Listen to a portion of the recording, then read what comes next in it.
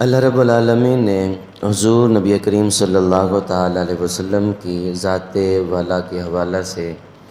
ارشاد فرمایا وما ینطق عن الهوى ان هو الا وحی یوحی۔ محبوب علیہ الصلوۃ والسلام تو اپنی خواہش سے بولتے ہی نہیں،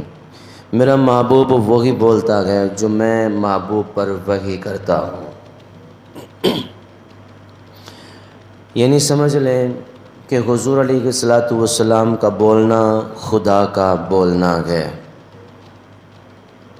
اب خود ہی اندازہ لگا لیجئے کہ حضور نبی کریم صلی اللہ تعالی علیہ وسلم کا مقام اور مرتبہ کتنا ہوگا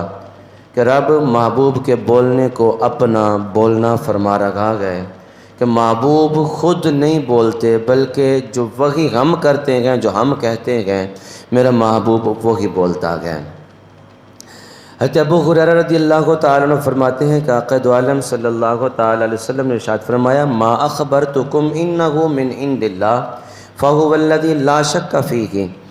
آپ علیہ الصلوۃ والسلام نے ارشاد فرمایا جو خبر میں دیتا ہوں وہ بلا شبہ اللہ کی طرف سے ہوتی ہے، اس میں کوئی شک و شبہ نہیں ہوتا۔ ایک تو رب نے تصدیق فرما دی، میرا محبوب اپنی خواہش سے بولتا ہی نہیں۔ پھر آپ علیہ الصلوۃ والسلام نے اپنی زبان ترجمان سے خود ہی ارشاد فرمایا میں جو بھی خبر